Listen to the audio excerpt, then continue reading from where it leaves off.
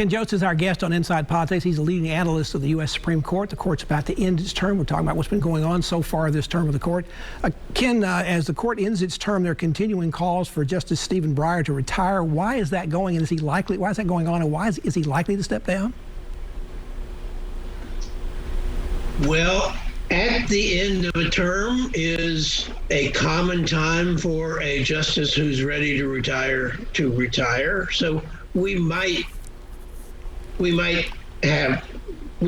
have some news on that score within a couple of weeks. Justice Breyer is now the oldest justice on the court, and he's 83, I think, if I remember right, and so that makes him one of like the 10 or 12 oldest justices in history. So it would be an appropriate time for him to retire. The Democratic groups and legal and progressive groups are eager for him to retire while the Democrats hold, a razor edge majority in the Senate.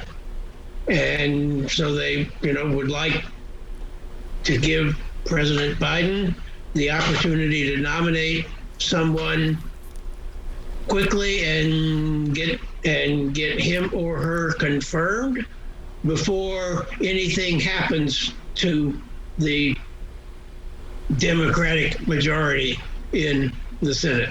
An effort publicly and Breyer has given speeches saying, we are not politicians, and to the extent that we look like politicians, that lowers our standing in the public at large. Efforts like this are a little unusual to happen publicly. There was some calls, I think, from conservative for Ruth Bader Ginsburg to retire before she passed away back in 2020. To the conservatives, for the liberals, is it just that they're concerned that they might not have an opportunity, that perhaps the Democrats won't have control of the Senate anymore after the 2022 elections, or is Justice Breyer no longer liberal enough for them? This is the only time that I know of when some group has taken out a newspaper ad to urge that a Supreme Court justice retire, and now that we have trucks with billboards, there was a truck driving around Washington D.C. urging Justice Breyer to retire. And so, yeah, this is a strange situation. The effort for the buzz about Justice Ginsburg's retirement never reached this stage. It was more a whispering campaign rather than publicly visible. Ken, as we get towards the end of the program, if people want to follow your work or your analysis of the court, where can they find that online and on Twitter? And you also put out an annual yearbook on the Supreme Court. Where can people find that? That's right. Supreme Court Yearbook is published by CQ Press. It's a reference book and should be available in your public or academic or library. And I tweet regularly under the handle @JostOnJustice. And so, like, as in this morning, the first thing I did when I woke up was to post on Twitter, Supreme Court decisions at 10 a.m. Eastern Time today.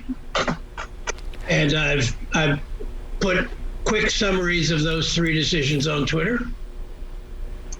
Ken Jost, thank you so much for joining us on the program. You've had a distinguished career the last 50 years, starting here in Nashville, covering the judicial system. We look forward to your work in the future. Thank you for joining us. Thank you. I'm always glad to talk.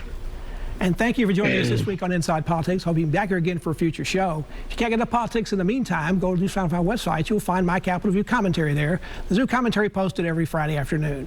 Enjoy the rest of your weekend, and we'll see you here next time. Goodbye.